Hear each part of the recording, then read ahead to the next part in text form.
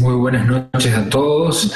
Acá muy contentos por iniciar esta nueva etapa formativa en el taller de investigación fiscal de escenas del crimen montadas, en el que vamos a procurar desarrollar en cada una de las clases un caso desde el comienzo hasta el final, desde escena del crimen hasta el juicio oral, de casos que tienen ya una sentencia firme en el cual se condenó a un homicida, el cual inicialmente procuró montar la escena del crimen de alguna manera, sea en el lugar del hecho o contaminando la investigación criminal, ya sea porque manipuló o influyó en testigos o en peritos.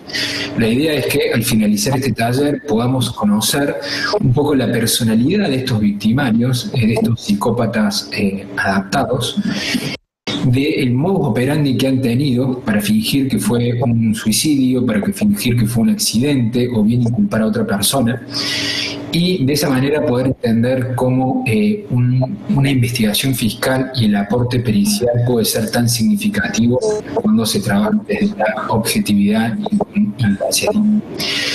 En el día de hoy nos va a acompañar Marcelo Verona Quintián, que en ese momento era el fiscal del juicio del famoso caso Bellini de Argentina.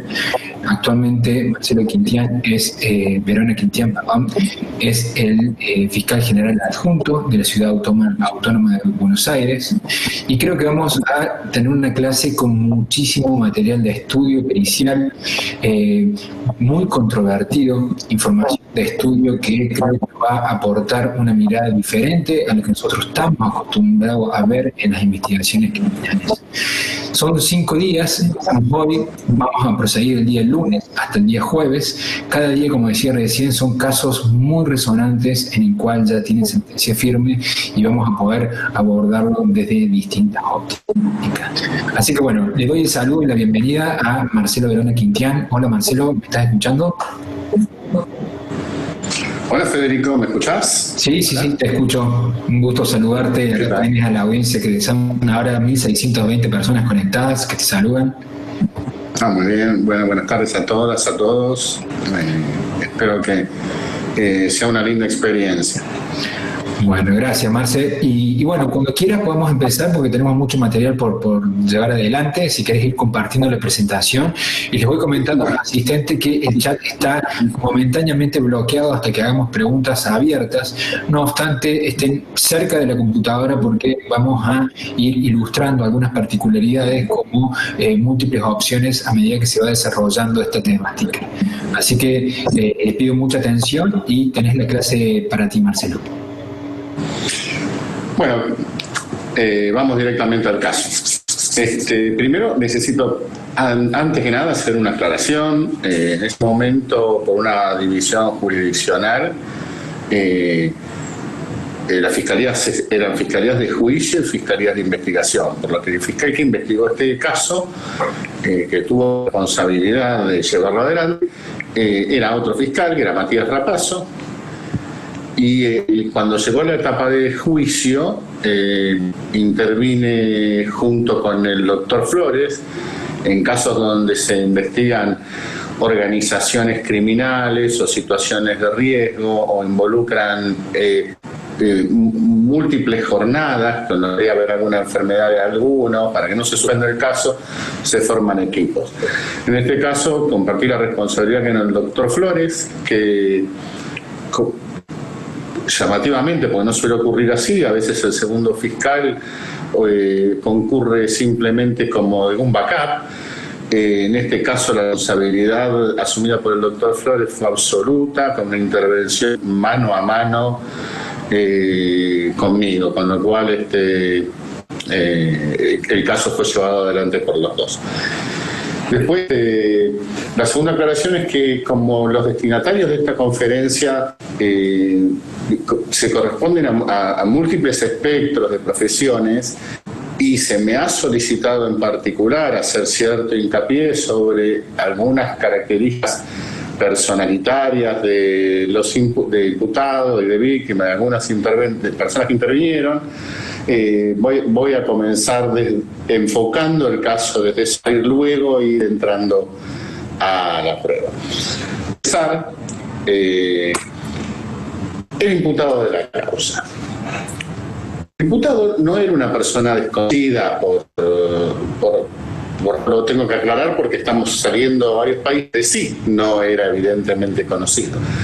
Bellini era dueño de un boliche, de un local bailable, uno de los más famosos de Argentina, que se llamaba Pinar de Rocha, con instalaciones de distinto índole. No solamente funcionaba como boliche, sino que funcionaba con otras actividades de tipo cultural, ocupa toda una manzana, deportivas y de otro tipo. Pero sí, y lo más conocido era como boliche, con toda la magia que le entrega al dueño del boliche esa situación en toda la adolescencia.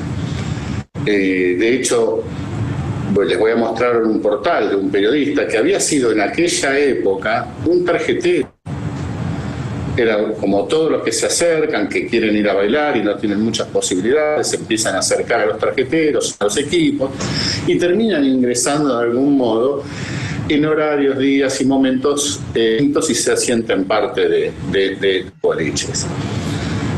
Pero este mismo periodista justamente cuenta una de las historias más importantes de Bellini, porque Bellini ya había sido condenado previamente por una falsificación de dólares que fue considerada por parte de la Reserva Federal Norteamericana como la falsificación más importante de todos los tiempos.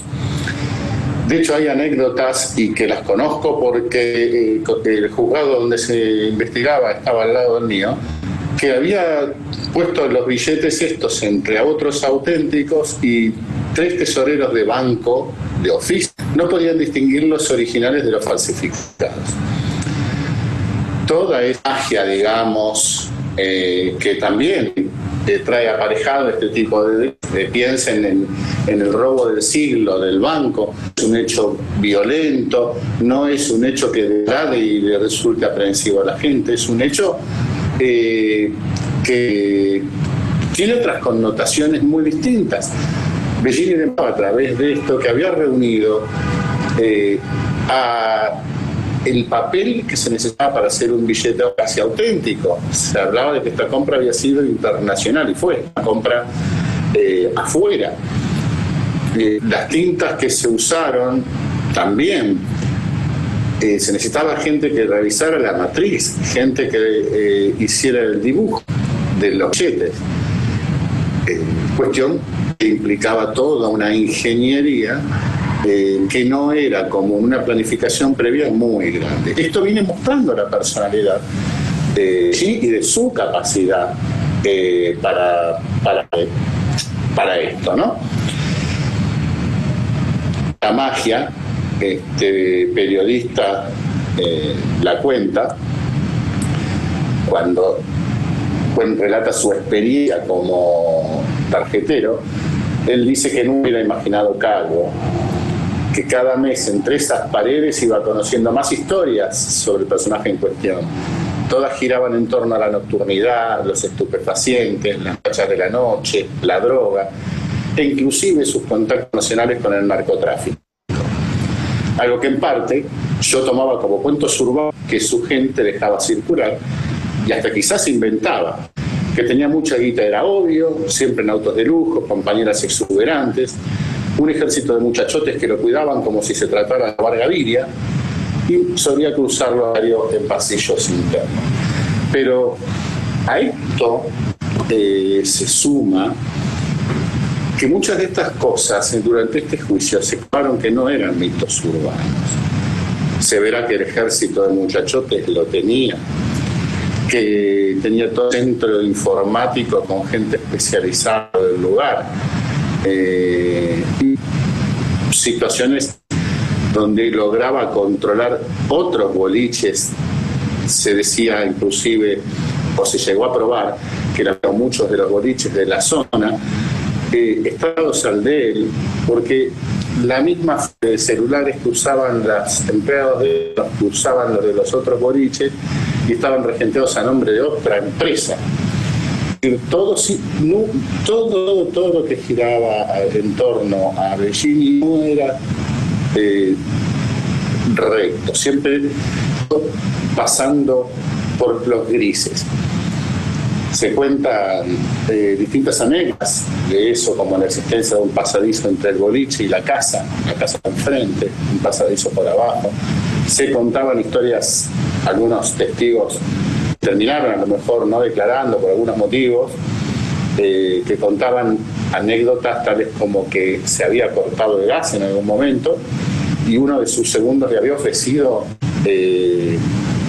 ir a la municipalidad donde trabajaba un pariente de él que le aseguraba que en 24 tenían una cuadrilla arreglándolo, y Bellini se había opuesto. Se había opuesto y no entendían por qué. Cuando esta persona le insiste, Bellini se dice que no. Dice, pero escuchame, si mañana tenemos el arreglo. Y Bellini le contestó, yo prefiero hacerlo por izquierda y después con alguien de la municipalidad. Pero ¿para qué lo vas a hacer así si no hay nada? Dice, porque una vez pongo la plata ya me adueño de él. O sea, ahí empezaba se sigue perfilando, digamos, cómo actuaba Bellini. Vamos a ver un poquito era Morena. Y una cosa es lo que todo visto en la televisión y otra cosa es lo que Morena era o cómo fue evolucionando. Aquí, la defensa, ustedes lo habrán visto por televisión y por todos los medios, cuando nosotros llegamos al lugar del hecho, nos comunican que una persona se había pegado un tiro a una chica joven, y nos dan el detalle de que era la niña de Pinar del Rocho. Le entregaba de nuevo toda esa acción de que era una persona conocida y que tenía muchos vínculos con la policía y con las otras organizaciones. Pero hasta ahí no había ningún elemento directo que era a permitir sospechar de Bellini respecto de la autoría. Pero fíjense que en un momento dado ellos necesitan hacer creer la versión de un suicidio y entonces se aprovechan de una situación de una bulimia transitoria o irregular que tenía Morena y empiezan a mostrarla. Por esto quiero destacar estos rasgos. Decían que era mala madre, que descuidaba que era alcohólica, que era adicta a pastillas, que tenía trastornos bipolares, que la hacían pasar en un segundo de la calma total a la violencia. Se la describió así en medios, en el juicio mismo. Desarrollaron toda una estrategia probatoria para tratar de demostrar esta circunstancia que permitía hacer creíble una hipótesis de suicidio. Por otro lado, a mí me pareció que esta estrategia estaba desarrollando otra finalidad, que era que era muy difícil desvincular a una persona que está armada con un arma que aparentemente no es de ella. Era muy difícil desvincularlo a Bellini fácilmente.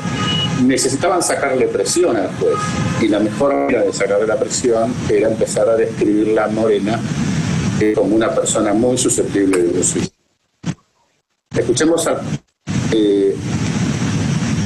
pero el padre no describe a Morena de esta manera. Espero que se pueda escuchar el audio de lo que contó durante el juicio.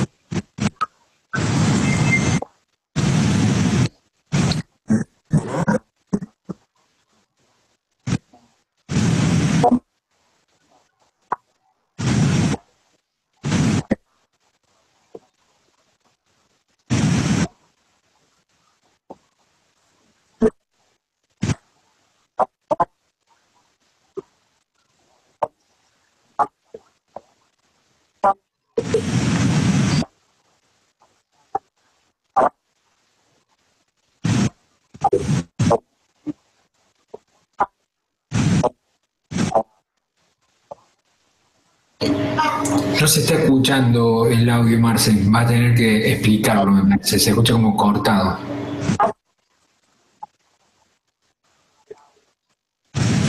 Bueno, ¿se me escucha? ¿Hola? Sí, se te escucha. Bueno, me dicen que se escucha cortado el audio. El papá cuenta que Morena en realidad ella estaba en los últimos tiempos, estaba muy entusiasmada porque quería separar de Bellini y se había logrado, o estaba inscribirse en medicina nuevamente, que era la situación previa a conocerlo a Bellini. A tal punto, dice él, que Morena, que ya van a ver su aspecto físico, él con Bellini había cambiado totalmente su apariencia, se había tenido el pelo amarillo, de rubio, platinado, y que dice que él notaba, digamos, que estaba feliz, que quería volver a sus orígenes, que inclusive se había vuelto a su color natural y que se estaba tratando de retomar los pero que se había querido a punto tal de que ya había tenido los intentos y que Bellini la vino a buscar en todas las instancias al domicilio. En una de ellos, el último, se había ido de la casa común sin la hija común que tenían y Bellini la vino a buscar igual. Vamos a ver también que Morena empezó cuando la relación con Bellini empezó a tener un rol de cantante con un grupo que le habían puesto, que la ayudara, y empezó cantando en las noches de Pinar de Rocha. Acá tienen algunas imágenes de esos shows. Luego, como en esta, los shows se fueron convirtiendo en algo más erótico que inusual, y finalmente cuando logró adquirir algunas destrezas, les puedo asegurar que hay fotos y filmaciones de Morena que las bailarinas de caña, de pole dance, que se ven en Tinelli, son principiantes al lado de lo que hacía Morena. Llegando finalmente, como se ve en esto, a hacer, digamos, casi la imagen de Pinar y hacer las promociones. Pero todo esto, y como se ve en estas fotos, creo que el 4º aniversario de ellos, era todo divertido y hasta fomentado por Bellini. No era una situación que él fuera extraña. Pero poco tiempo antes de eso, Morena Pearson era esta chica que ahí está con otra persona, que recuerda el padre y que dice que en el último tiempo Morena había vuelto a tener esta apariencia. Hasta más o menos un semblanteo general, vamos a ver por qué, de las dos personas y de lo que sabía, de lo que habíamos obtenido. En este cuadro vamos a ver ahora un análisis de momento de la investigación. Ustedes sabrán que cuando nosotros llegamos al lugar del hecho, el fiscal llega y se encuentra, o sea, primero es una llamada como cualquier otra, como les comenté, que daba cuenta diciendo que había habido encontrado una persona con un disparo en el arma de fuego en la cabeza y que aparentemente se suicidió, por lo que todos los que están ahí estaban refiriendo. Y que después nos agregaron de que ella estaba en esa situación de ánimo que había tenido en el boliche de enfrente a la casa, que era Pinar, discusión con la pareja. El fiscal ordena que se preserve. La chica ya no estaba, ya la había llevado al hospital, estaba viva todavía, y pide que se le preserve o se preserve el sitio. Cuando el fiscal llega, encuentra a Bellini en el lugar. Acá puedes hacer la primera pregunta, Fede, si querés. Sí, estoy activando para que estén al tanto. A ver qué opinan los asistentes, si les llaman o no les llaman la atención. Fantástico, pues yo no estoy viendo la cámara. Sí, yo te comento la respuesta. La pregunta es si le llama la atención cuando el fiscal llega al lugar del hecho y Bellini estaba allí en vez de estar en el hospital. Y te comento que el 95% dice que sí le llama la atención. Nosotros, imagínense, escaso cuadro probatorio. Ustedes también podrán contestar qué medidas habrían dispuesto, pero al fiscal de investigación le pareció decisivo para orientar hacia un poco u otro la pericia de levantando rastros en las manos de la víctima y del imputado, rastrear la procedencia del arma para saber de quién era. Una cosa era si era de Moreno, otra cosa era si era del imputado, otra cosa era si era de otros terceros. Y lo que se podía obtener también rápidamente era la pericia médica, que determinaba posible trayectoria, mecánica del paro, y junto con los peritos de rastro que estuvieran en la escena del crimen, ver si se podía de alguna manera obtener algún otro dato o precisión. Pero bueno, los peritos en ese momento, lo que describían los peritos sociales, en un croquis de las 6 de la mañana, yo decía un croquis maltrecho, pero que estaba bastante bien ilustrado con fotos que acompañaban, era que había un disparo que se había producido desde menos de 70 centímetros de altura y que una dirección y una inclinación, pero no podía, por los rastros que había, determinarse nada respecto a cómo había ocurrido el hecho en cuanto a si era un suicidio o un homicidio. Entonces vamos a ver dónde aparece hasta ahí una situación que no definía absolutamente nada. Pero en el camino a investigar la procedencia del arma, aparece en la Fiscalía un llamado telefónico de una persona que dice ser la mujer de Sosa y que había sido amenazada por gente de Bellini para que dijera que el arma había sido la tía de ella, de él, y no a él.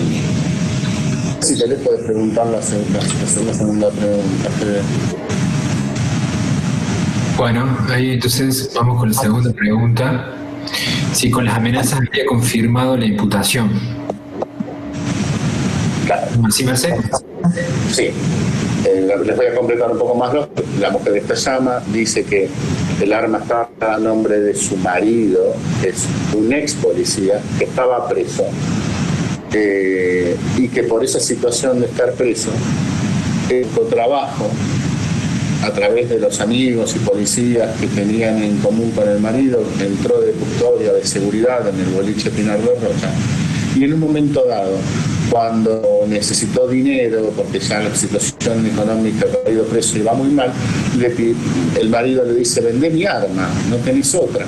Ella la ofrece en el boliche al jefe de seguridad. El jefe de seguridad le dice que a Bellini justamente le interesa porque era un arma muy cara, era una Heckler & Koch calibre 9 milímetros con mira láser, no era un arma que se consiguiera la vuelta en el 2008, antes del 2008, perdón.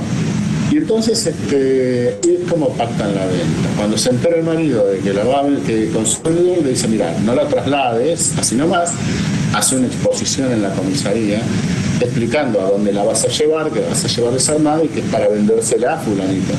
Esa exposición y lo que son las cosas de la vida, porque vienen a reforzar un documento elaborado muchísimos años atrás, que la venta era realmente a Bellini. Pero fíjate que la respuesta es: el 55% habría confirmado la imputación, o sea, muy parejo. Mirá. A nosotros esa amenaza, cuando se recibe la noticia por teléfono, el secretario, ante el temor de esta mujer y por ahí no poder volver a encontrarla, porque ella decía que había sido las amenazas recibidas en lo del padre, donde ella no vivía, le pregunta dónde está y le acercar a donde estaba.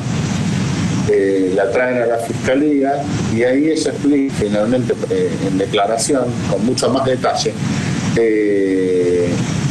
cómo había sido la situación en concreta.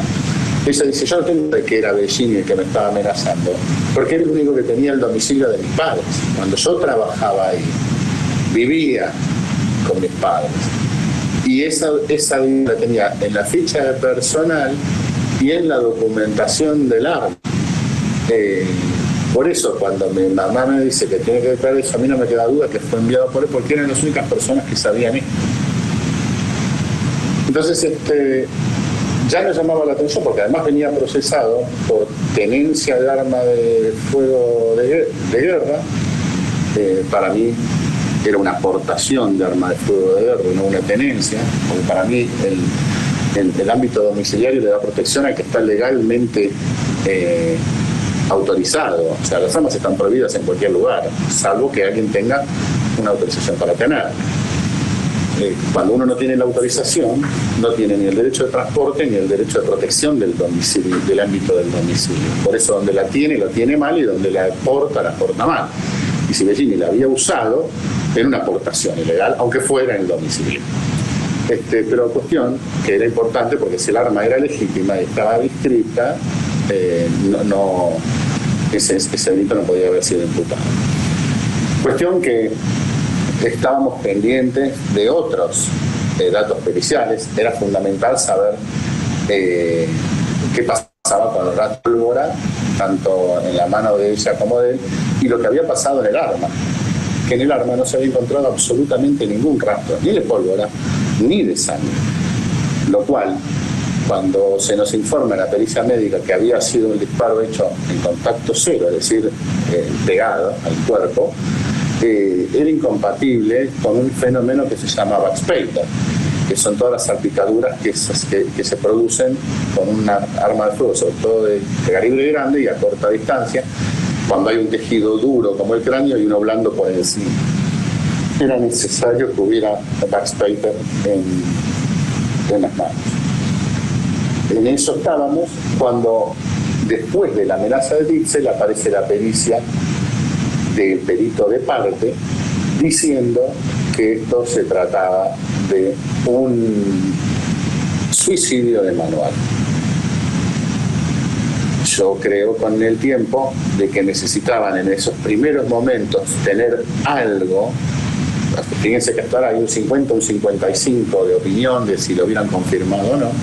Y esta pericia definiría la cuestión y permitiría a lo mejor fundar un sobreseimiento o una excarcelación. Ahí está la pregunta, la otra pregunta que puedo hacer, Fede, es vinculado a esto. Cuestión que los rastros de polvo en manos terminaron dando negativo, tanto en ella como en él, y como les dije, no había mancha de sangre ni en ella ni en él. Eso terminó de definir la cuestión de que se trataba de un homicidio en la investigación, porque Morena Pearson no se pudo lavar las manos, mientras que Daniel Bellini sí. Más adelante se confirmaría más todavía, porque se secuestró en el lugar del hecho un celular que no tenía nada de novedoso ahí a simple vista en cuanto a las conversaciones, pero nosotros solicitamos que se nos envíen los mensajes de texto, la impresión a las compañías telefónicas, y aparece entre los mensajes de texto unos finales que dicen: Daniel está como loco, me quiere matar, me quiero separar, me quiere matar.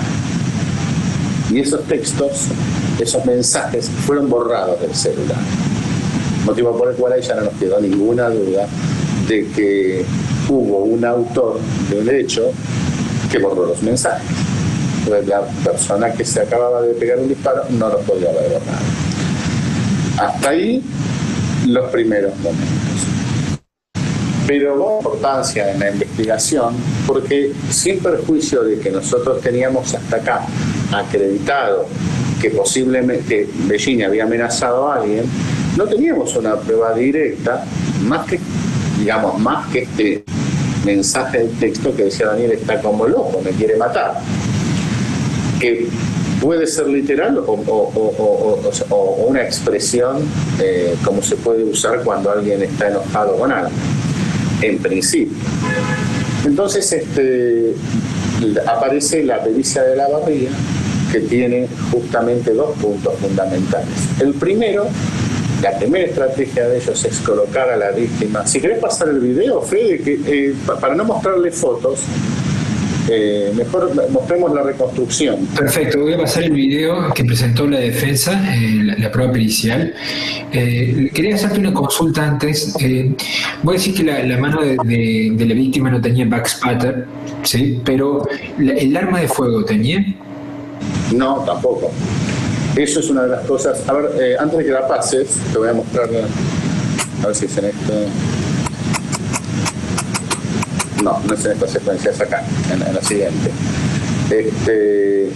No tenía, el arma no solamente no tenía manchas de sangre, sino que tampoco de pólvora y tampoco tenía ningún tipo de otro rastro.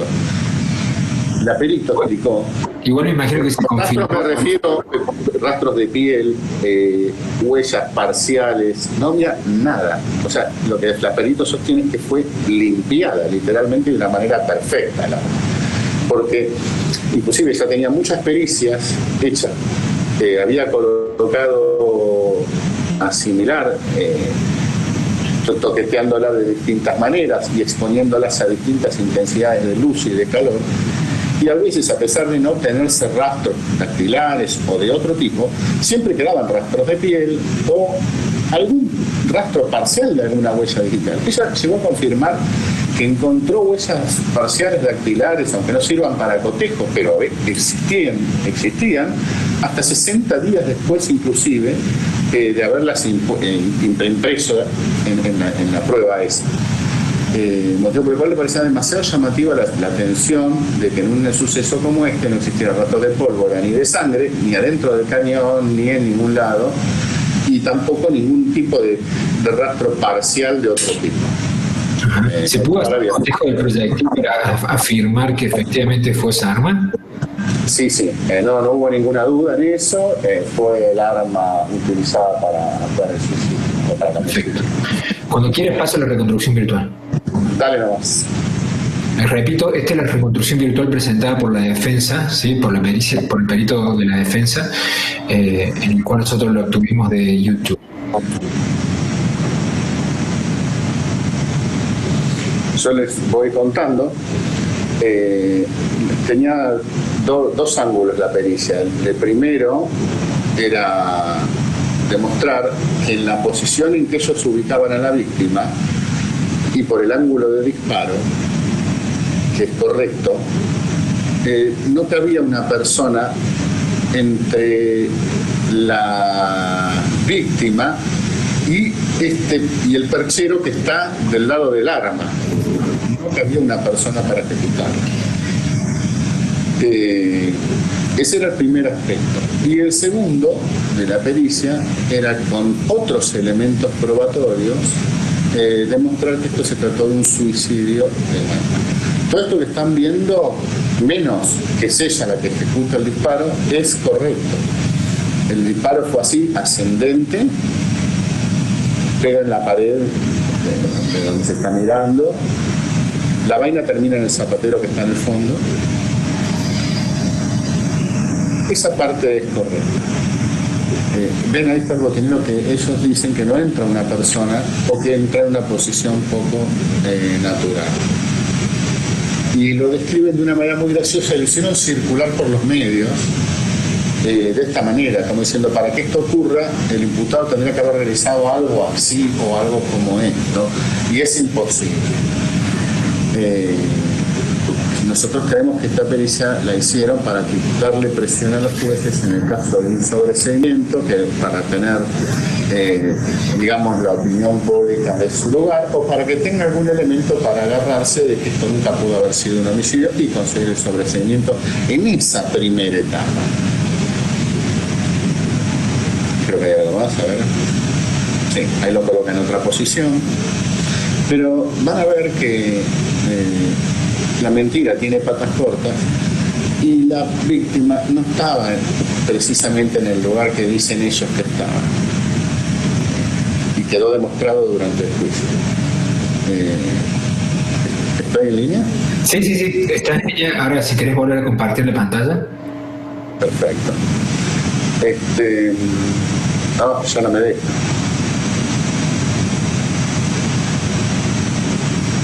No, se me colgó, Fede. ¿Me escuchás? Sí, te estoy escuchando.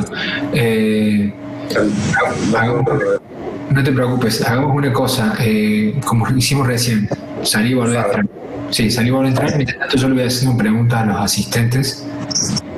Correcto.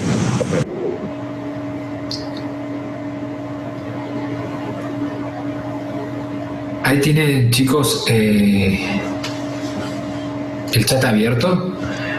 para hacer consultas hasta que vuelva el fiscal. Traten de hacer, por favor, consultas vinculadas a la temática, por favor.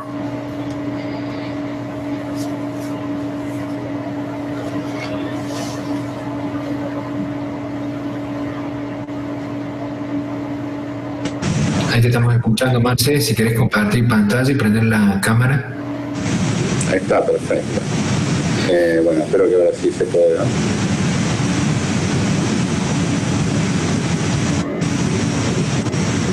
Y ahí está. A ver.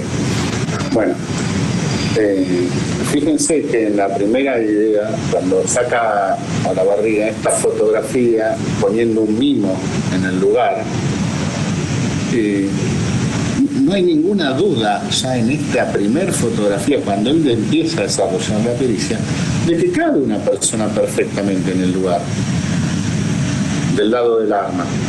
Sin embargo, después lo va a terminar en esa foto, y eso está hecho por él, no por otra persona.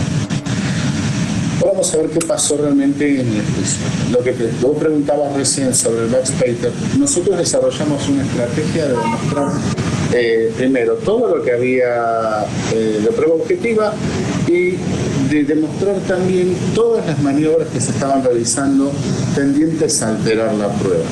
Nosotros llamamos a eso la investigación de la investigación, que es no dar por sentado nada y en cada lugar del hecho asumir que ya fue alterada de alguna manera, que es lo que es similar a lo que pasó con Nisman, al revés. O sea, todo lo que hizo Fein mal, nosotros tratamos de no hacerlo de esa manera. Y tiene mucho en común al caso de eso. En primer lugar, ¿qué es el backspacer? Nosotros mostramos inclusive en el juicio estudios de distintas universidades demostrativos de cómo ocurre este fenómeno. Fíjense que ahí se expulsaba una primera cantidad de líquido, pero vuelve a salir una segunda oportunidad. Esas son las macro y micropartículas y pueden llegar a volar, esa es la segunda, pueden llegar a volar aproximadamente entre 50 y 70 centímetros del lugar del hecho. O sea, cualquier persona que haya cazado sabe de este fenómeno. Hay estudios hechos sobre corderos, cabezas de animales. Miren acá, esto es importante porque se ve la sombra, ahí sale la primera mancha. Miren la sombra de la corredera, todavía no se terminó de correr hacia atrás, que ya pasaron las del primer grupo y ahí van los del segundo grupo. Ahí aparecen los del segundo grupo. La corredera todavía está abierta y las partículas están viajando hacia la pista. Esto es para que tengan una noción más o menos de cómo se produce el backspacer. En este fenómeno importa particularmente el calibre y el tipo de tejido y la distancia. Un calibre importante como estos 9 milímetros a una distancia escasa, este caso era contacto cero, y encima sobre un tejido como el del cráneo, que tiene un tejido óseo duro y uno blando por encima, produce justamente siempre backspacer en estos casos. ¿Por qué? Porque lo primero que sale del cañón son los gases, están en apoyo, queman, perforan la carne los gases, pero no penetran en el hueso, entonces por debajo de la piel la inflan. Cuando el proyectil pasa y provoca el orificio, sale ese primer globo que se forma, y cuando termina de salir eso, el orificio produce una diferencia de presión entre la presión intracraneal y la presión exterior, y vuelve a salir una segunda cantidad de sangre. Por eso es que estas fotos son tomadas de suicidios auténticos, no como el de Morena, que no fue un suicidio. Este es un comprobado hecho de suicidio, miren cómo quedan las manos. Este también, este toma a distancia. Bueno, pero Morena no tenía rastros de sangre en las manos, a pesar de que el disparo había sido realizado con una pistola calibre 9 milímetros y que la distancia de disparo fue mínima. El arma no tenía rastros de sangre y nosotros no teníamos ya ninguna duda de que había sido un homicidio. Como dije antes, la perito de rastros de la policía informó que el arma no tenía signos de haber sido manipulada, o sea, que había sido manipulada, que no tenía rastros de absolutamente nada, ni sangre, ni pólvora, ni dactilares. Con lo cual no tenía duda, dice la perito, de que había sido absolutamente manipulada. En este caso, cuando vieron esto, nosotros estábamos esperando el resultado de rastros de pólvora y vemos que salió uno de los letrados del imputado diciendo de que estaba tranquilo porque la pericia había salido a favor de Bellini, la pericia de rastros. Nosotros que éramos, digamos, el fiscal de investigación, nunca había tenido el resultado, motivo por el cual le pareció sospechoso, pensó que también podían llegar a manipular y viaja a secuestrar los elementos periciales hasta que fuera la fecha de la pericia que había sido designada, para que no existiera posibilidad de que se la altere. Cuando llega no se la querían mostrar en la pericia, ni mostrar ni darle.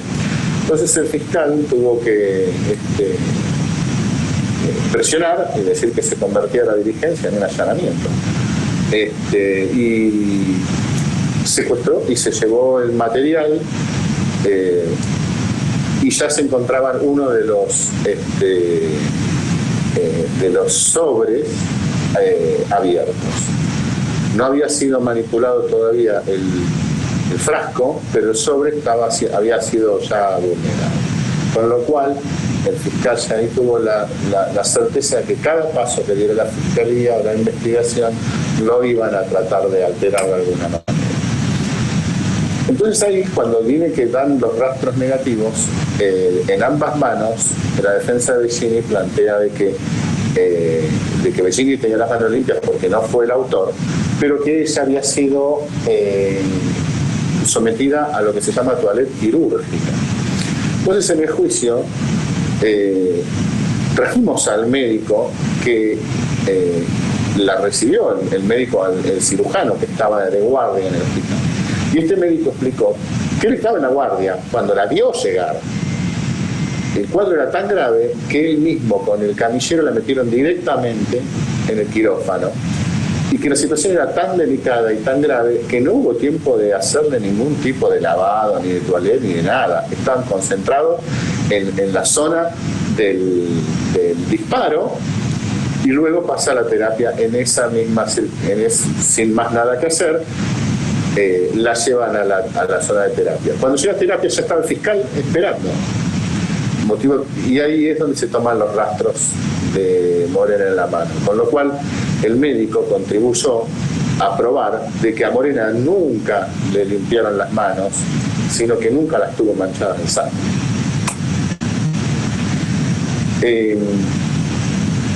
Otro de los elementos que nos pareció importante a nosotros fue que cuando Bellini presenta su pericia, había fotos del lugar del hecho que nosotros no teníamos y nos llamaba la atención.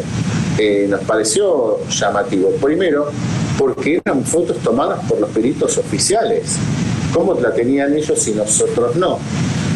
Esto era fácil de detectar porque el fiscal había discutido con los peritos porque no habían seteado la fecha de la cámara y venía una fecha distinta del hecho, del hecho de la pericia. Y cuando presenta la pericia de la barriga, presenta fotos que no tenemos, que también tenían esa misma equivocada y errónea fecha. O sea, a nosotros no nos molesta que tengan pruebas, creamos en la libertad probatoria. El problema es los mecanismos a los que recurrían para obtener las pruebas, o sea, mecanismos irregulares. Y convengamos que quien presentó la pericia, o sea, quien realizó la pericia, era una persona que tenía, se había desempeñado en un cargo muy alto en la policía y además en el cuerpo científico, con lo cual ya veíamos por dónde estaban las irregularidades en el proceso. Respecto del arma, ya les dije que había sido comprada por Bellini directamente a Sosa Torales y mandó a amenazar a la tía. Bellini en el juicio dice, miren, yo no pude haber mandado a amenazar a nadie porque ese dato ya lo tenía el fiscal ya sabía quién tenía el arma. Yo dije que se la había comprado a Dixel, y cuando se pasó en el juicio del acta, se exhibió el acta de la declaración del imputado, la primera, jamás mencionó que había sido a Dixel. Dice que la había comprado para la tía, pero nunca dijo a quién. Justamente eso le dio tiempo para mandar a amenazar a los testigos. Esta es la señora que fue amenazada, y son una pareja, dos personas de campo, cuyo testimonio fue absolutamente indubitable por lo sincero, lo auténtico, lo simple. No quedaron dudas de esa visita que recibió. Pero Olavarría además asentó la pericia no solamente en la posición incómoda del tirador, sino también en lo que él llamó un suicidio de manual, basándose en distintas afirmaciones, como por ejemplo que los suicidios se producen con tiros ascendentes, mientras que los homicidios son descendentes. Una mentira total. Ese es el primero, que los suicidas se suicidan en lugares cómodos, buscan siempre el lugar más cómodo para realizarlo. Expresó otras circunstancias como las circunstancias de la enfermedad, de la bulimia que tenía, y después voy a volver al punto porque vino a declarar una psiquiatra que era realmente la trajeron ellos, pero nosotros no pudimos dudar de su habilidad, era la más famosa en bulimia en la región, por lo menos internacional. Pero cuando llegamos al día del juicio, nosotros estábamos seguros de que mentían en cuanto a la posición y trataban de arrimar a Morena a ese botinero. Entonces, cuando llegamos al lugar, lo primero que se pidió fue una reconstrucción del lugar con los peritos, tanto Olavarría como los peritos de policía nuestro, y empezaron a dibujar la mancha en el mismo lugar que estaba, aprovechando que el piso era de parquet y que teníamos fotografías. Entonces reprodujeron la mancha en el sitio. Olavarría coincidió con el lugar a punto tal de que colocó una mancha que él había traído un recorte rojo para ponerlo en el piso y lo puso en el mismo lugar que dibujaron los peritos oficiales. Entonces los peritos explicaron por qué motivo no podía estar en el lugar que decía. Fíjense, no sé si se va a poder escuchar.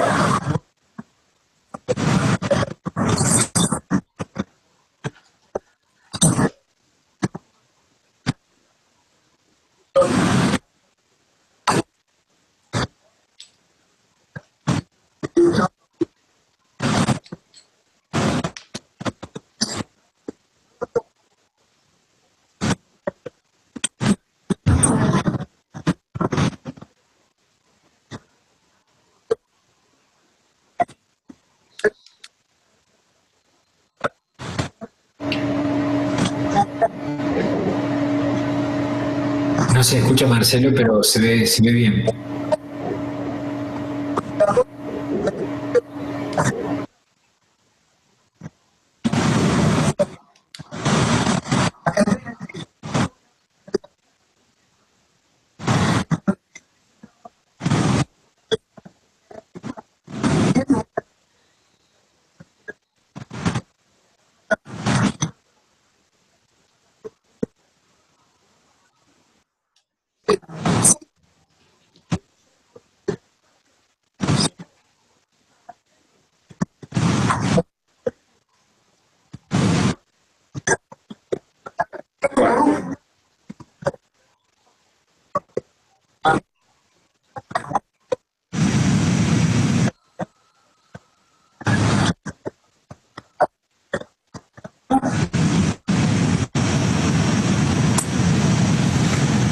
Bueno, ¿se me escucha, Fede? Sí, yo te escucho bien. El audio no se escuchó, pero se vio bien. Y bueno,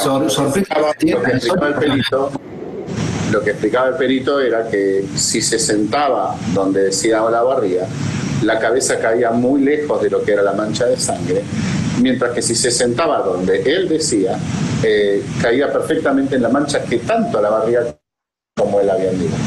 Era una comprobación muy sencilla y que no esperaron que se fuera a realizar en el juicio. O sea, todos los que salimos de ahí salimos convencidos de que Olavarría se había equivocado o había mentido. Sin embargo, seguían con la idea de seguir convenciendo al público, porque apenas salimos había muchos medios, y yo escuché como delante mío el abogado le decía que había salido todo a favor de como planteaba Bellini. Yo sinceramente no lo podía creer lo que estaba pasando. Cuando se demuestra que la posición era la que decíamos nosotros, empezaron a generar algunas otras hipótesis en el mismo lugar. La primera fue que la mancha se había corrido por el declive que podría existir en el piso. Entonces el perito les explica de que la mancha de sangre se podía haber corrido todo lo que fuere para cualquier lado, pero lo que no se podía correr era la marca de apoyo, es decir, donde la nuca apoyó había quedado un espacio sin sangre y con sangre alrededor, porque ahí estaba apoyada la nuca y la sangre no había llegado por eso. Entonces se podía haber corrido todo menos el espacio donde había apoyado la nuca.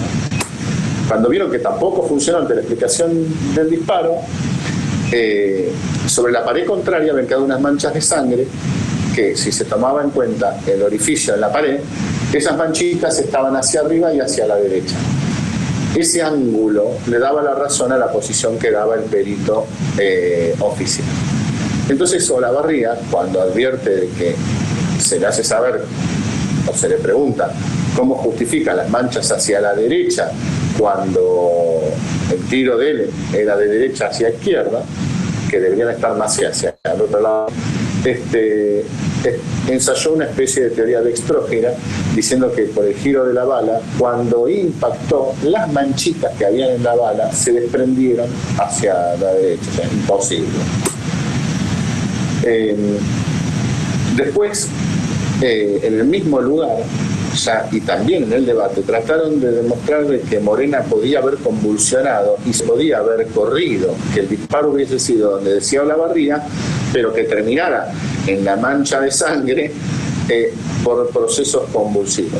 Y el médico que la recibió explicó que se producía, que había llegado con un índice de Glasgow que era imposible que ocurriera eso, y que se produce un fenómeno de dormiento y de pérdida de tonicidad muscular tan grande que era imposible.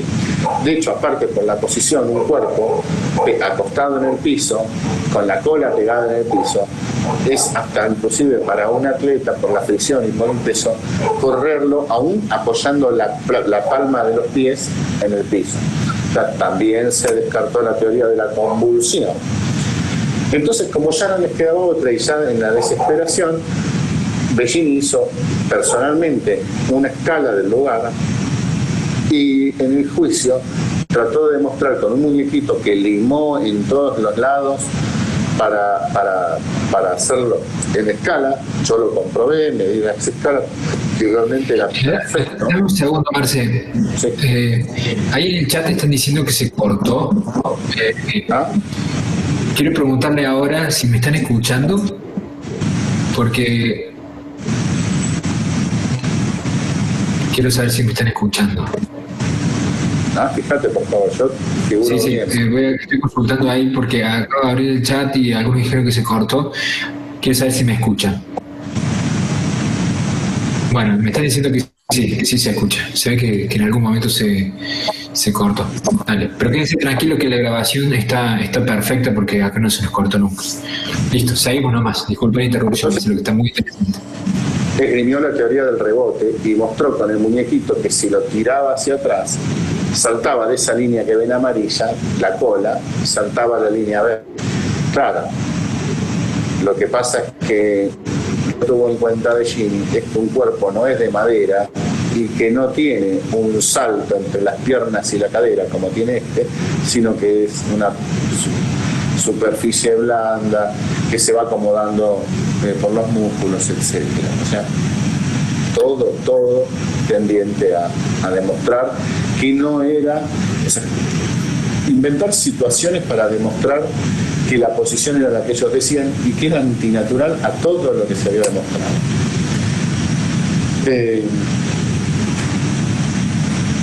Como yo les decía, Bellini Olavarría escribió además que esto era el suicidio de Manual, porque el hecho, según ellos, se había producido en el sitio, o sea, había que tener en cuenta el sitio en que se produce el disparo, es decir, un lugar cómodo, el sitio en que se efectúa el disparo, es decir, en la cabeza, como se ocurre en los suicidios, según él, con una teoría ascendente, como ocurre en los suicidios, según él, y en, como le dije, una posición cómoda. Pero no resistió el menor análisis, porque cuando en cualquier hecho que nosotros tenemos de robo, de homicidio, donde se utiliza un arma, y por la experiencia general y el sentido común, el hombro de una persona normalmente, cuando se enfrenta a otra que está enfrente, está a menor altura que la cabeza del otro. Con lo cual, si alguien mata a otro con un arma y se lo dispara en la cabeza, el ángulo siempre es ascendente. Entonces lo que se le quiso vender Olavarría fue un sofisma.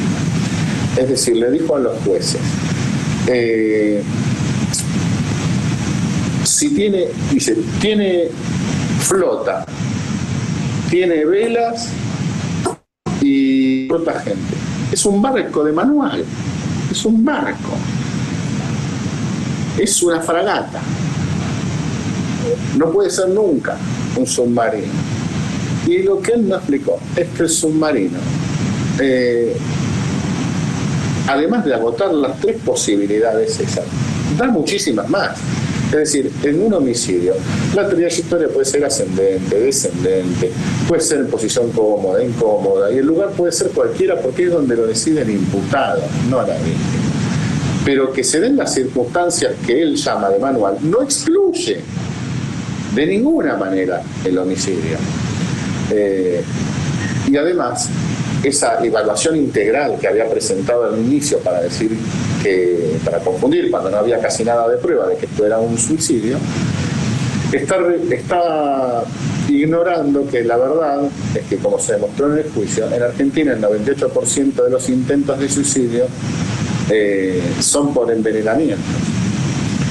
Y esto tenía bastante importancia porque y sobre todo en mujeres, es muy difícil encontrar suicidios de que se efectúen con armas de fuego y en la cara. Es más probable los envenenamientos, es más probable las aperturas de gas, con lo cual ya no venía cerrando el suicidio de manual. En los suicidios de manual hay manchas de backspater, que en el caso no tenía, restos de degradación de polvo en las manos, que no tenía. La víctima tenía hematomas de agarre, que eran compatibles con la fecha del hecho. Y además envió un mensaje diciendo que la querían matar. Y además el arma era del imputado. Y además los videos del boliche fueron borrados y los testigos amenazados. Entonces, ¿qué evaluación integral hizo para decir que esto era un suicidio de manual? Por eso a nosotros nos indignó muchísimo la actitud del perito, en este caso en concreto. Te cuento, Marce, que ahí hicimos la pregunta en las encuestas si crees en la hipótesis de suicidio manual y el 84% dijo que no cree. Ah, bueno, menos mal, me alegro mucho. Un porcentaje muy alto, sí. Yo quería hacer hincapié en esto porque había sido tan expuesta públicamente la posición de la Fiscalía en los medios durante tanto tiempo que hasta la gente podría ver, digamos, al ver, imagínense una pericia, un croquis maltrecho, como hizo el policía nuestro, frente a una pericia 3D, con animación 3D que había hecho Olavarría, y la verdad que uno tiende a creer que la que está hecha con meticulosidad y rigorismo científico es la segunda, no la primera. Pero bueno, la verdad a veces pasa por la sencillez y la evidencia de las cosas. El caso continúa con otro tipo de de situaciones, porque en la reconstrucción del hecho, cuando se desespera de Jimmy, cuando ve que entra perfectamente una persona en la posición, si uno acuesta a la persona donde estaba la mancha de sangre, él dice que no era cómodo y pide permiso a la defensa para tomar, y a los jueces para tomar y hacer una demostración personal, y él mismo se coloca en esa situación que se fotografió. Entonces, hasta por él mismo quedó perfectamente acreditado de que entraba una persona, y esa posición no parece una posición incómoda, puede ser compatible inclusive con una discusión y que él la haya tomado, ¿no? Que estuviera hablando al oído y la ejecutara, vaya a saber, pero sí era posible. Pero fíjense que el perito es muy difícil a veces sostener lo indefendible.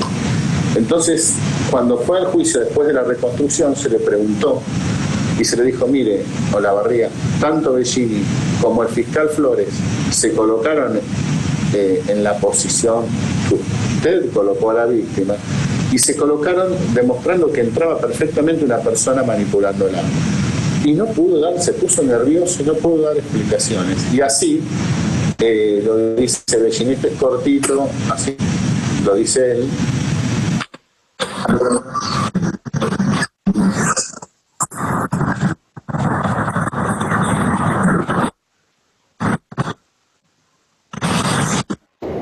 No se va a escuchar el audio, Marce, porque está conectado a tu micrófono. Entonces, estás con salida de tu micrófono, por eso el audio no lo vamos a escuchar. Pero, okay, sí, pero sí, vos lo tenés en YouTube, porque vamos a poner directamente de acá si está en YouTube. Sí, lo tenía en YouTube, sí, pero lo dejamos de última, después lo compartimos los asistentes. Ok. Lo que cuenta ahí, Bellini dice: yo voy a explicar lo que el perito no pudo explicar. Creo que se sentía mal, se demostró que no había sido. Explicó durante muchas jornadas como que era imposible que esto fuera homicidio. Y me dio las razones técnicas a mí, y por eso las voy a explicar yo, porque él no supo ni pudo, y no entiendo por qué no las pudo explicar ante el tribunal.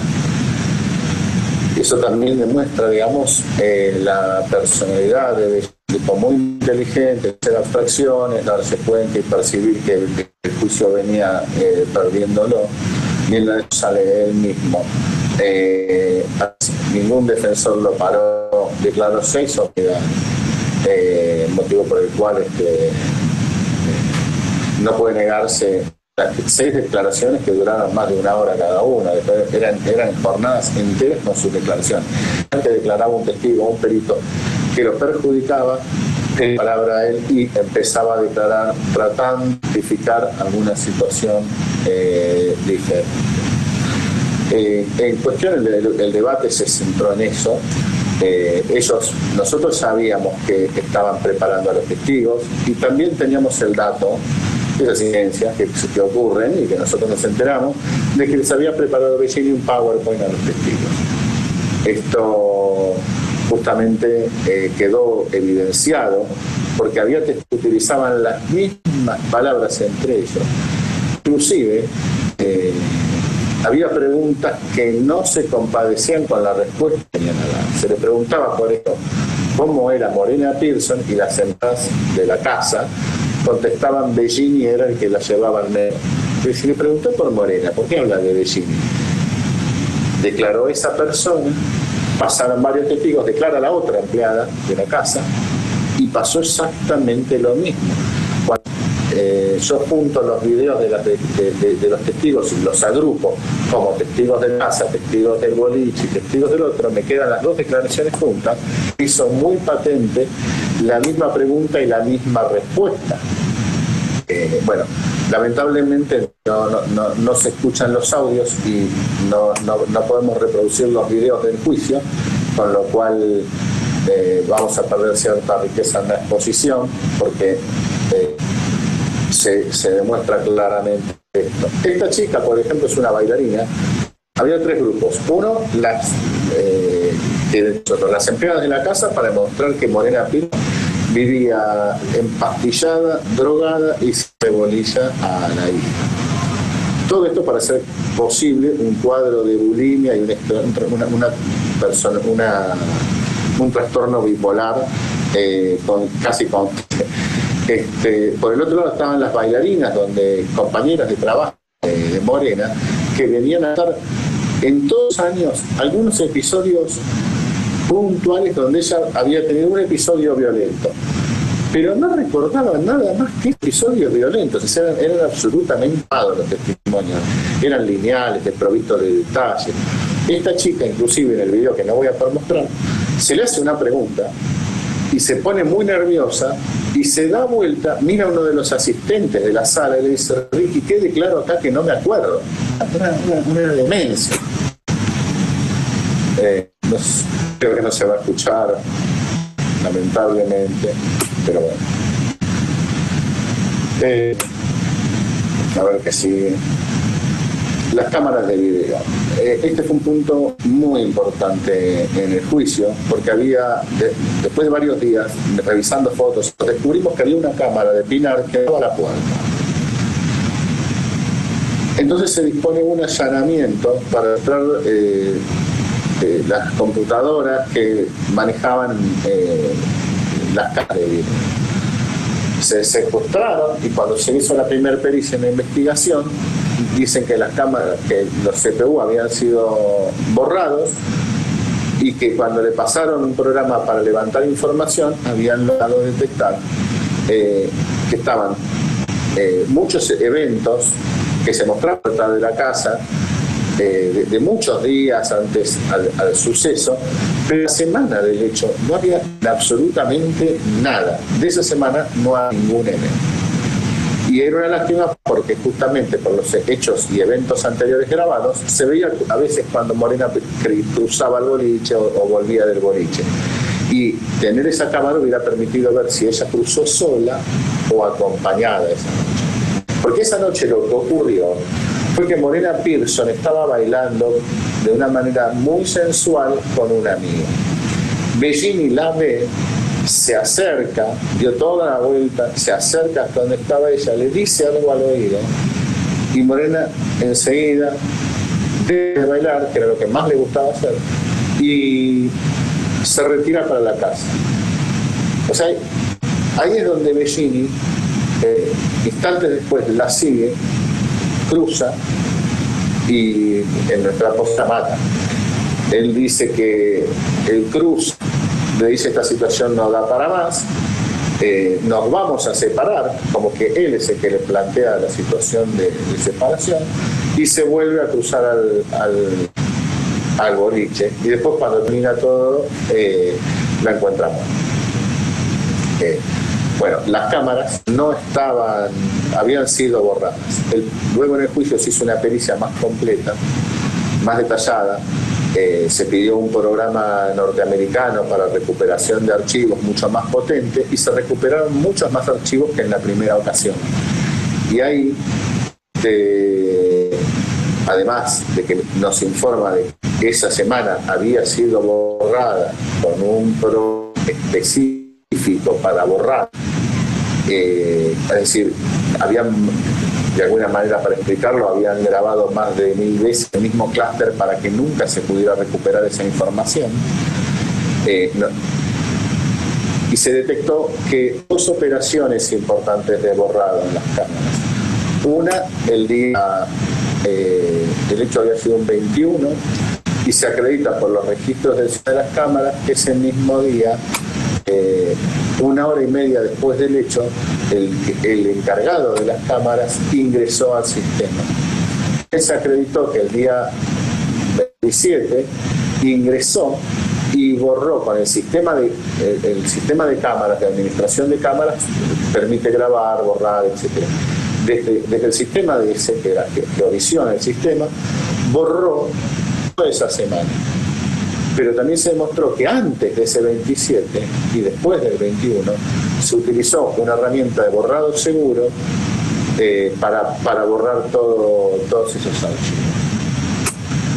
también se descubrió que el programa que utilizaron fue recuperado, o sea, en la recuperación, como ese programa, una semana determinada, un momento determinado, el programa, cuando se recupera la información, se descubrió cuál era. Con lo cual no nos quedó duda de que había sido la maniobra del borrado. También se acreditó que cuando se estaba allanando, lo estaba viendo con las cámaras, y que este borrado que ya habían hecho, el día del allanamiento había una conexión remota y estaban viéndolo o accediendo a esos servidores de manera remota. Pero estaba conectado y mirando todo. Saltó también el registro de la conexión de IP y no me acuerdo si la empresa informó el domicilio que correspondía justamente a una de las oficinas, con lo cual quedó demostrado que mientras el fiscal ingresaba lo estaban viendo y borraron todo. También pareció era sugestivo para la causa, era que Lito hace un ingreso el mismo día del hecho, a 1 hora y pico después. Este Lito entra el 27, pero borra desde el 21, es decir, desde el día del hecho. O sea, en 2 oportunidades pareció importante o subjetiva la fecha del 21, que es la fecha del hecho. Eso demostraba también otra operación tendiente a desaparecer pruebas. Ahora, respecto de la bulimia, creo que me fue el tiempo, Fede, ¿no? Fede. Sí, pero podemos pasarnos un poquito más, no hay problema, estamos acostumbrados ya a darle unos 10 minutos más si tenés. Ok. Ellos trajeron el debate a una experta en bulimia y que describía una situación tremenda en los casos de bulimia y de que producían trastornos bipolares y que se producían violencias, etcétera, etcétera. Y dijo todo lo que quiso respecto a las bulimias. Pero lo más gracioso es que la trajeron para hacer una especie de pericia, digamos, una autopsia psicológica o una autopsia clínica, porque le hicieron revisar las historias clínicas que tenía de la bulimia en Cormillot y en Aluga. Y entonces se explayó todo lo que quiso. Pero después, cuando nosotros le preguntamos, reconoció que a las 2 historias clínicas le faltaban hojas. En una de ellas le faltaba justamente la parte del análisis clínico que hace el médico. Esta mujer, además, nosotros cuando nos presentan quién es, investigamos y realmente es una experta en bulimia, pero además era experta en neurociencia. Con lo cual aprovechamos esos conocimientos que ya tenía y le preguntamos cómo era esa situación de la memoria, de la mente, del recuerdo, de la evocación, si la podía contestar, y dijo que sí. Y se le preguntó si un episodio era visto por distintas personas, si todas las personas podían llegar a contarlo igual.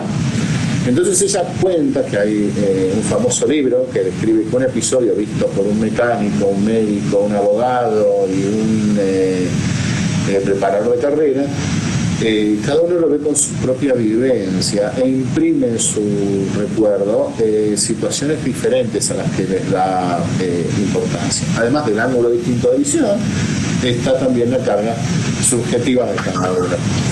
Y que entonces, si todos podían responder de la misma manera, dijo que no era posible que todos respondieran de la misma manera frente al mismo episodio visto, y menos todos con las mismas palabras. Con lo cual, la misma experta que ellos trajeron me sirvió para alegar y fundar que todos los testigos que usaban las mismas palabras para responder y las mismas estructuras y frases repetidas de memoria eran mentiras. Pero también esta médica se le hicieron muchas preguntas, se habló sobre su capacidad, y cuando se soltó, cuando nosotros notamos que la médica se sentía cómoda con nosotros, nos damos cuenta por la situación postural de ella, que nos miraba de frente, cuando yo hacía determinado gesto ella lo repetía.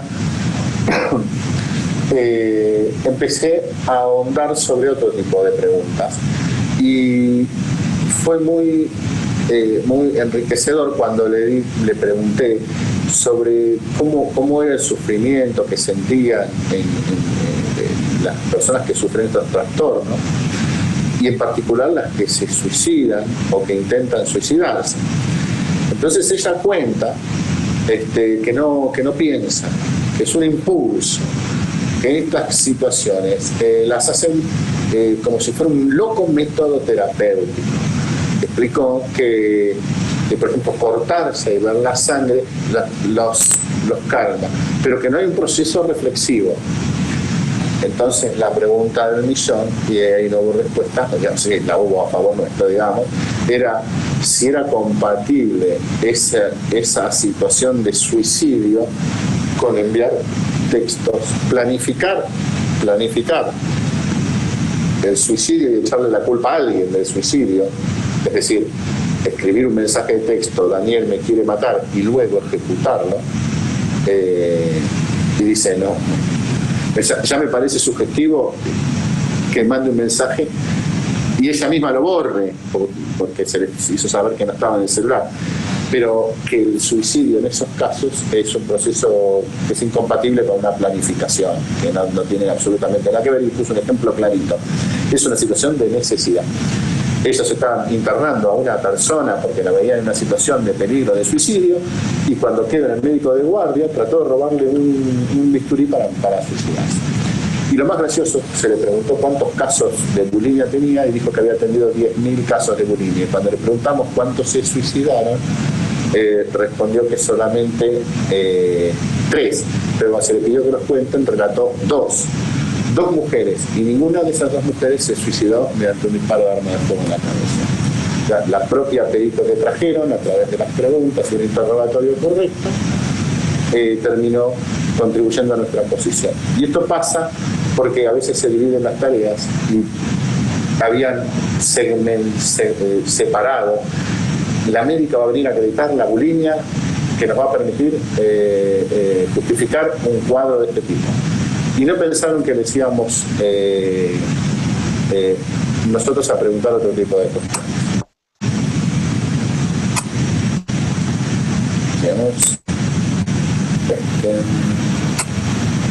Ya esto lo superamos. Esta es la doctora Bello, que es la psiquiatra justamente que había expuesto.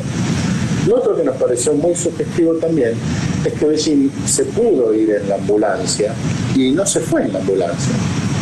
Esto resultó llamativo para nosotros, porque cuando tenemos acreditado por los horarios de llamada a la Fiscalía y por los horarios en que llegó la ambulancia, que se pudo haber ido perfectamente Bellini.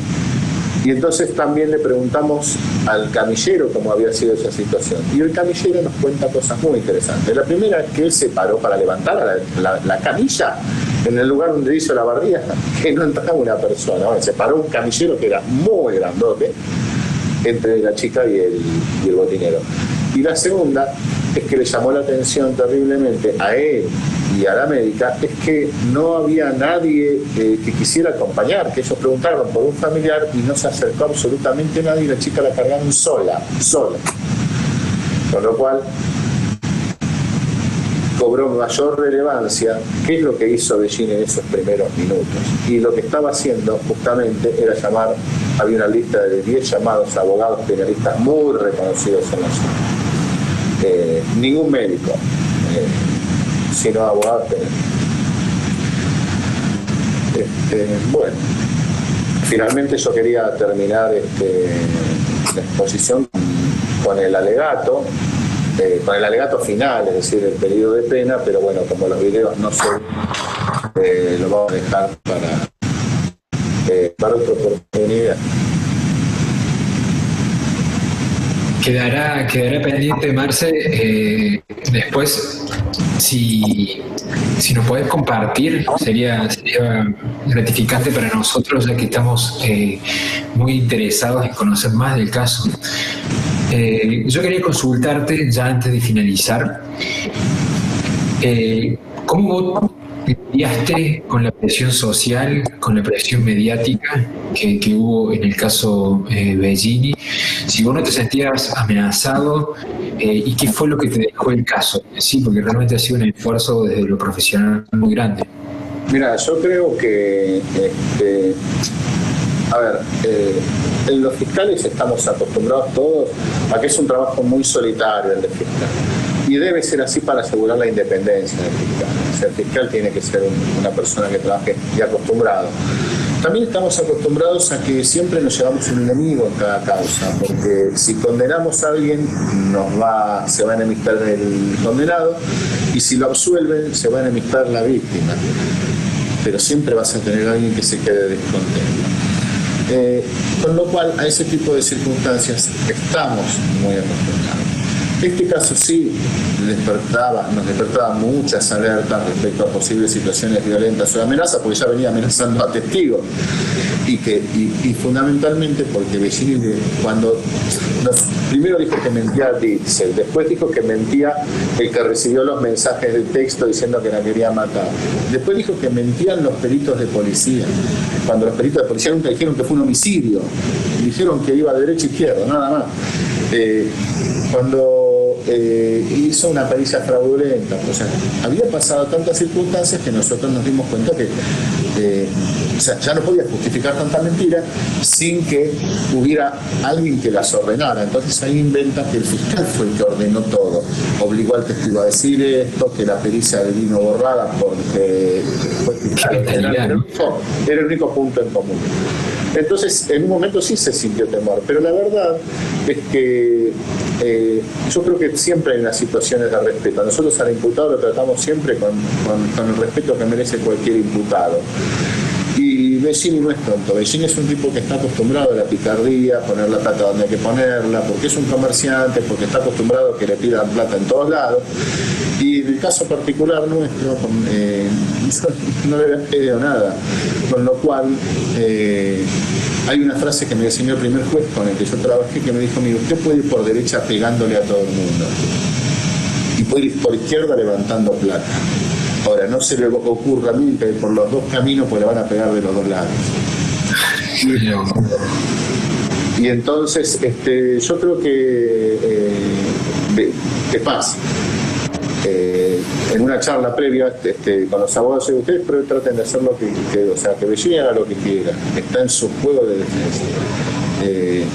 Yo lo único que les prometo es que voy a conducir con objetividad en toda la causa. Y a mí la verdad que me pareció que en ese sentido fue muy respetuoso de Bellini y las defensas.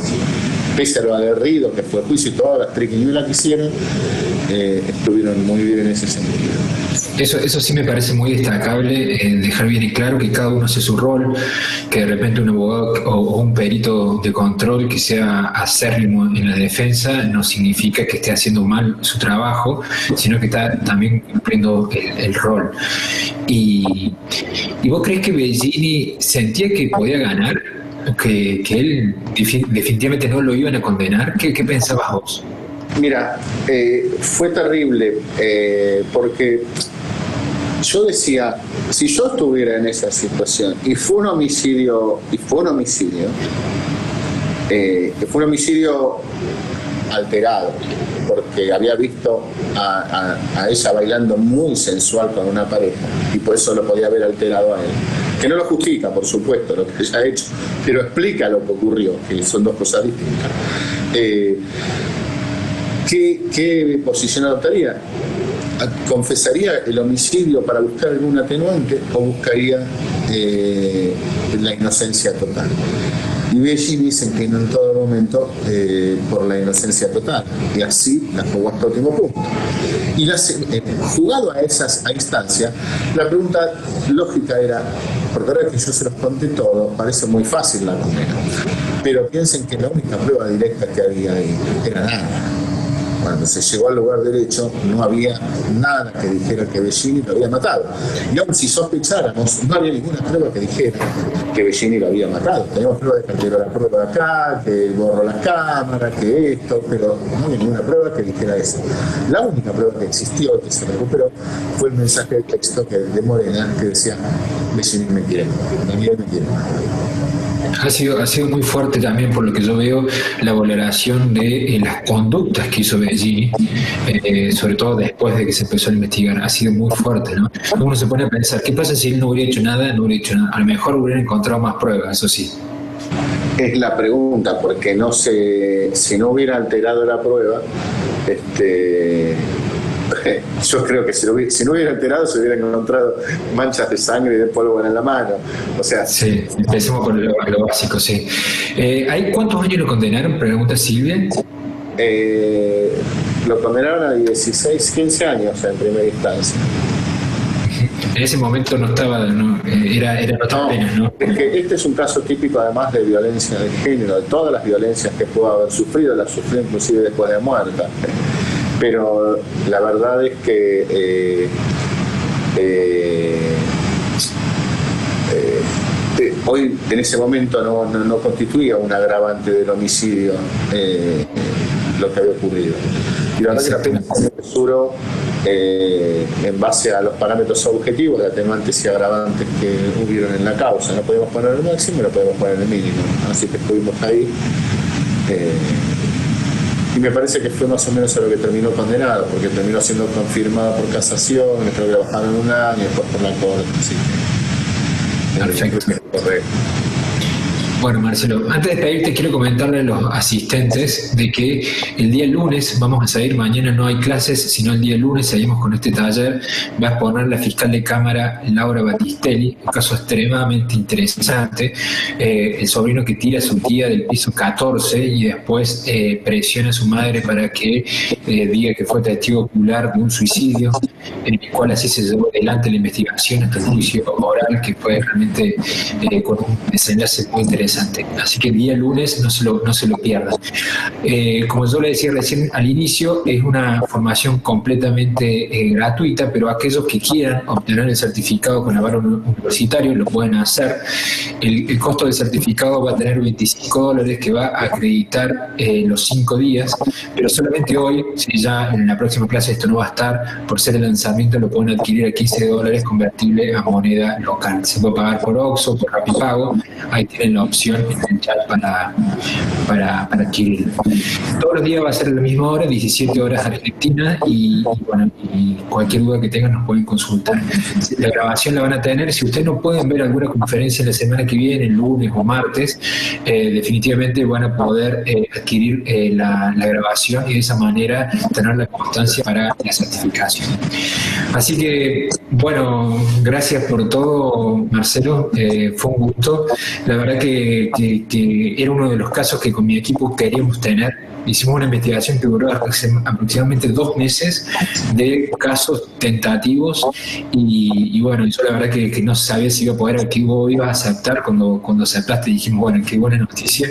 Así que todavía estamos sorprendidos que nos hayas... Yo lamento no poderte contar por una cuestión de tiempo cada prueba, cómo fue alterada minuciosamente, explicarte la pericia informática detalladamente en qué consistió, cómo se levantó la información.